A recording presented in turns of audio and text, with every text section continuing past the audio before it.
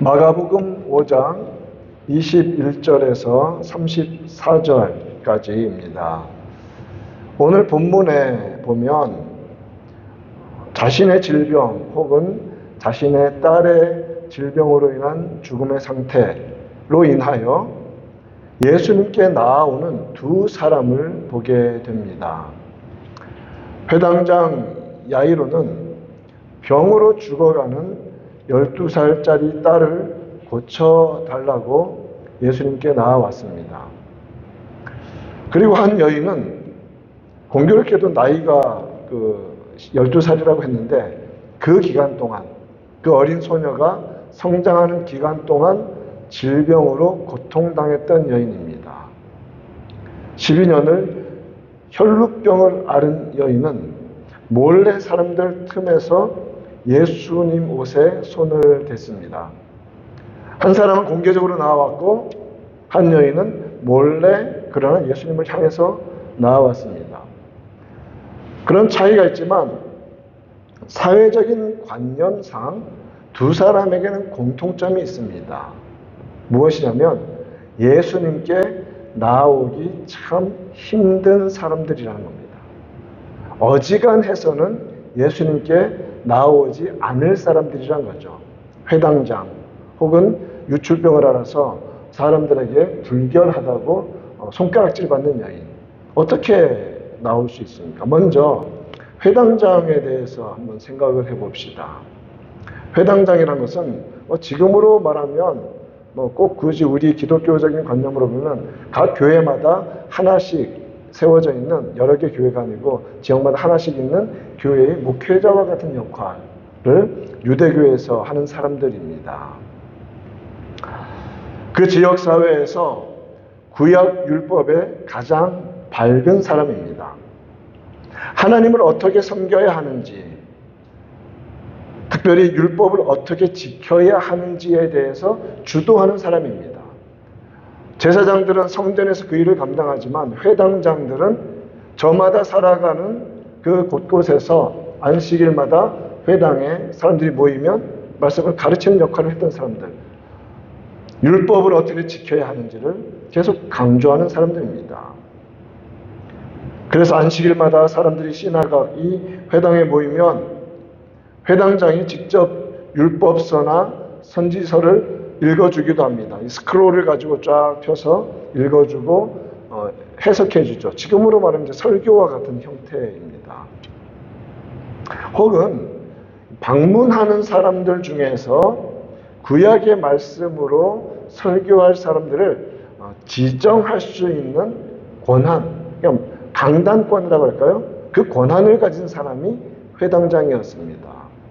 그래서 예수님께서 랍비로 그 지역에서 활동하셨기 때문에 안식일마다 회당에서 가르치셨다는 말씀도 자주 듣고, 그리고 사도 바울도 선교를 할 때마다 항상 유대인들의 회당에 먼저 가서 말씀을 전했던 것을 우리는 기억을 합니다. 그것을 허락하는 권한을 가진 사람이 회당장이었다는 말입니다. 회당장 야이로가 예수님께 나와 발 아래 엎드렸습니다. 예수님께서 사역을 하실 때, 특별히 이 초기에 북쪽에서 갈릴리 인근에서 사역을 하실 때에 예수님께서 하나님의 아들이시라는 것을 믿는 사람은 거의 없었습니다. 그냥 뛰어난 시골 랍비 정도로 인정받았죠. 예수님께서 죽어가는 자도 능히 살리실 수 있는 분이라는 믿음을 가진 사람이 얼마나 되었겠습니까? 당시에. 자, 그런데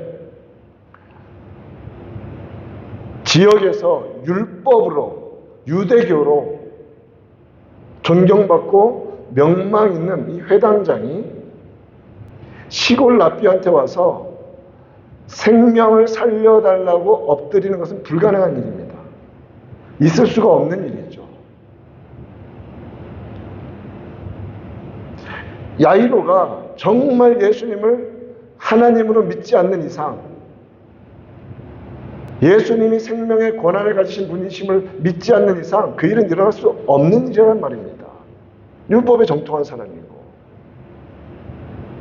그 지역에서는 가장 율법의 최고봉에 있는 사람이었기 때문에 그렇습니다. 자, 그런데 야이로는 12살이 된 자신의 딸이 질병에 걸려서 죽는 지경까지 나아가게 되자 이제 정말 마지막 끈을 붙잡는 겁니다. 마지막 끈. 자신의 위치, 구약 율법에 대한 그 자긍심, 자부심, 높은 마음 다 내버리고 주님께 나오는 겁니다. 그는 예수님께서 자기 딸을 살리실 수 있는 분이심을 믿고 나왔습니다. 예수님이 누군지 믿고 나왔습니다. 그렇기 때문에 주님께 엎드릴 수 있었던 것입니다. 22절 말씀, 회당장 중에 하나인 야이로라 하는 이가 와서 예수를 보고 발 아래 엎드리어. 이게 가능합니까? 너무 쉽게 읽지만 이게 불가능한 일입니다. 정말 자신을 완전히 포기한 행위입니다. 이후에 사람들에게서 어떤 비난을 받을지 그건 정말 분명한 일입니다. 그러나 예수님이 누구신지 믿었기 때문에 주님께 나와 엎드릴 수 있었습니다. 그래서 내 어린 딸이 죽어가고 있으니까 오셔서 손만 얹어주시면 딸이 살겠습니다. 구원을 얻겠습니다. 여기서 정말 중요한 것을 우리는 배우게 됩니다. 야이로는 그 지역에서 구약의 질서를 대표하는 사람입니다. 유대교를 대표하는 사람입니다. 그가 예수님께 나와서 구약의 질서에서 벗어나 새로운 하나님의 구원 역사에 지금 동참하고 있는 것입니다. 무엇으로? 겸손으로, 낮아짐으로. 하나님의 나라는 그렇게 들어가는 겁니다. 목을 세우고 자신의 입장을 고수함으로 들어가는 나라가 아니라는 말입니다. 완전히 포기하고 엎드려야만 들어갈 수 있는 나라입니다. 죄인임을 자백해야 들어갈 수 있는 나라입니다. 그리고 중요한 것이 하나 더 있습니다.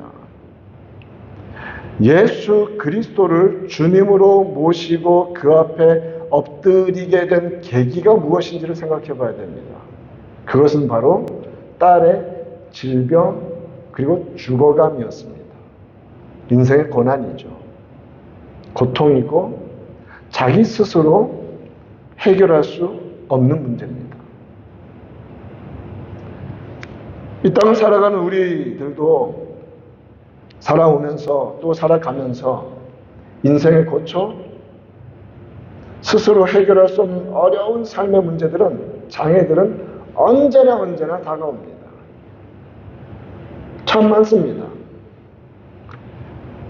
이전에 우리 자신이 가지고 있었던 기준과 사고방식으로 풀어낼 수 없는 정말 힘겨운 문제들이 거대한 산처럼 우리를 가로막을 때가 얼마나 많았었는지 모릅니다. 앞이 캄캄해지는 것이죠.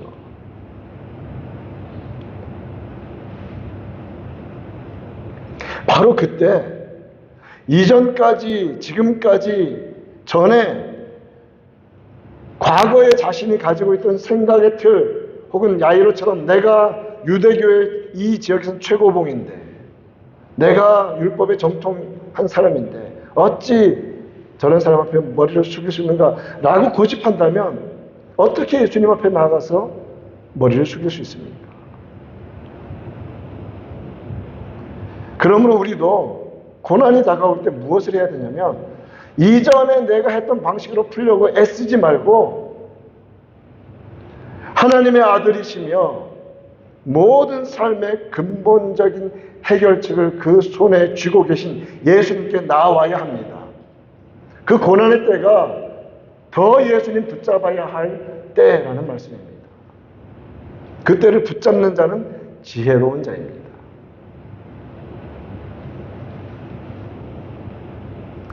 물리적인 환경 속에서 다가오는 해결하지 못할 이 곤란함들, 혹은 마음을 낮아지게 하고 무너지게 하고 절망에 빠질 정도로 힘겨움을 주는 아픔이 있습니다. 자, 그런데 이건 도저히 내 힘으로 안 된다.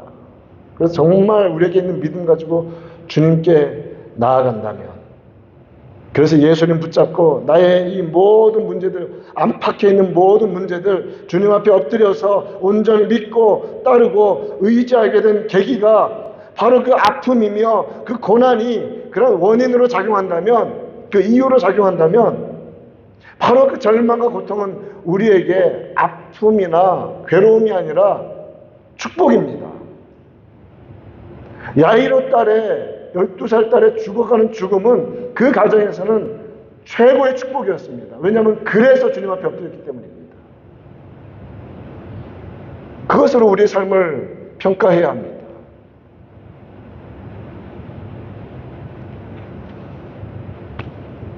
그리고 하나님은 아주 많은 경우에 그렇게 우리를 부르십니다. 하나님이 부르신 경로라는 말입니다. 여러분, 마음으로 동의하지 않으십니까? 고통과 좌절을 통해서 우리를 부르시지 않습니까?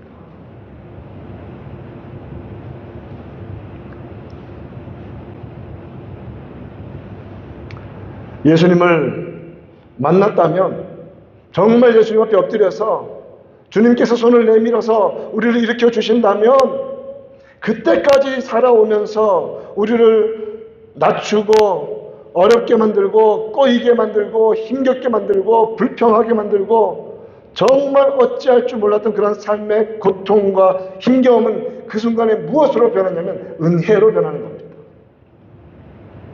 하나님을 만나게 된 축복의 통로로 해석되기 시작하는 겁니다. 그리고 그것을 우리는 고백합니다. 하나님께서 그렇게 일해 오셨음을 우리 각자의 삶에서 고백하는 것이죠. 야이로의 생애에서 그러한 역사가 일어난 것입니다. 우리의 삶에서도 그러한 축복이 계속해서 주님을 더욱더 깊이 만나는 은혜가 넘치기를 축원합니다. 한 사람이 더 있습니다. 야이로가 그 딸의 재롱과 성장하는 기쁨을 보면서, 모르겠어요. 얼마나 알았는지 모르겠지만, 일반적으로 클 때 그렇게 기쁨을 누리던 12년의 세월이 어떤 여인에게는 정말 죽음과도 같은 세월이었습니다. 12년을 혈루증을 앓았던 여인입니다. 예수님께 나옵니다. 그러나 이 여인은 야이로처럼 예수님 앞에 나아가 엎드린다는 건 무엇입니까? 가시는 길을 막는다는 거 아닙니까? 담대하게 그 앞에 막아서서 고쳐달라고 간청할 용기가 없었습니다. 왜냐하면 12년 내내 불결한 여인이라고 사회에서 손가락질을 받았기 때문에 그렇습니다. 그래서 그 여인은 딱 한 가지만 가지고 나아갑니다. 아무리 돈을 써서 의사들을 만나도 다 허비하고 더 아파지는 그 상태를 가지고 27절 예수의 소문을 듣고 무리 가운데 끼어서 푹 뒤집어서서 누군지 모르게 했겠죠. 뒤로 와서 예수님의 옷에 손을 대었다라고 합니다. 상반되죠. 예수님을 만나는 과정이, 나아가는 프로치하는 방법이. 그런데 그 마음은 무엇입니까? 28절을 보면 그 이유를 말해주고 있습니다. 이는 내가 그의 옷에만 손을 대어도 구원을 받으리라 생각함이라. 믿음이죠. 예수님이 누구신가를 알기에 야이로는 회당장이지만 그 율법적인 자신의 그런 모든 이름들 다 포기하고 주님 앞에 엎드렸던 것처럼 이 여인은 그 믿음을 가지고 주님의 옷자락을 붙잡은 겁니다. 믿음으로 주님께 나아가지만 나아가는 경로와 방식과 모습은 정반대였고 그저 은밀히 아무도 모르게 주의 옷자락만 만졌을 뿐입니다. 그러자 어떤 일이 벌어졌습니까? 29절 이에 그의 혈루 근원이 곧 마르되 만지자마자 바로 치유되었습니다. 바로 회복되었습니다. 믿음으로 주님께 나아감으로 그런 치유함이 있었습니다. 병이 나온 줄 몸이 바로 깨달았습니다. 예수님께 나아가면서 이러한 믿음 없이 온전한 고백도 없이 예수님을 제대로 믿지도 않으면서 나아가면 우리 삶에 아무런 일도 벌어지지 않습니다. 예수님이 역사할 여지가 없습니다. 왜냐하면 믿음이라는 통로가 없기 때문에. 예수님께서 하나님의 아들로서 이 땅에 오신 하나님이시며 그가 능히 치유하시는 능력의 주님이신 것을 믿고 나아가야 합니다. 그래서 주님께서는 34절에서 따라 내 믿음이 너를 구원하였으니 평안히 가라 내 병에서 놓여 건강할지어다. 예수님을 믿는 겁니다. 그 여인의 믿음을 공로로 여긴 것이 아니라 예수님을 향한 그 믿음을 보시는 겁니다.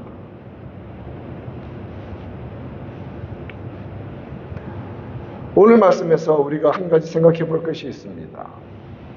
레위기 15장 7절을 보면 유출병이 있는 자의 몸에 접촉하는 자는 저녁까지 부정하리라 이런 말씀이 있습니다. 예수님 율법을 다 완성하신 1.1획도 다 지키신 분인데 부정해진 거 아니야? 라고 쉽게 생각할 수 있는 조금 알면 거기까지만 알면 할 수 있는 생각인데 잘 생각해 보십시오. 예수님은 죄가 없으신 분이시면서 모든 율법의 조항으로도 완벽하신 분이십니다.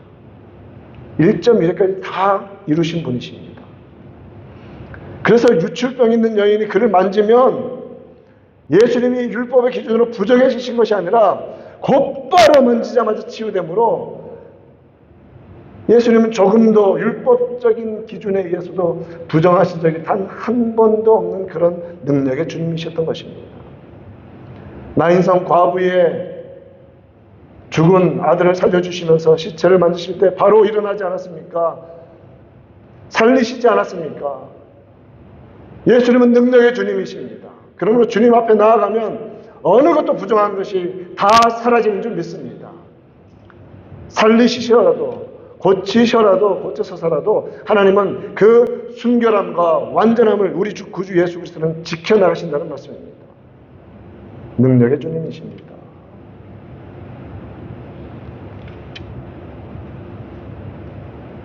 말씀을 맺습니다. 두 가지 경우에서 공통점을 마음에 품고 우리가 말씀을 마음에 새기기를 바랍니다. 무엇 때문에 주님을 향해 나아가는가? 무엇 때문에? 딸의 죽어감과 자신의 질병이라고 제가 말씀드렸습니다. 이 땅에서는 도저히 스스로 해결할 수 없는, 그래서 정말 자신은 저주받은 존재인 것처럼 여길 법한 그런 자신의 상태, 더 이상 낮아질래야 낮아질 수도 없고 더 이상 뭘 구할래야 구할 수도 없는 그런 상태. 그런데 바로 그런 상태가 절망 속에 빠져서 신음하는 데 머물러 있지 않고 주님께 나아가기만 한다면 그것이 바로 그 고난이 축복인 줄 믿습니다. 예수님을 만났으니까. 예수님을 만났으니까.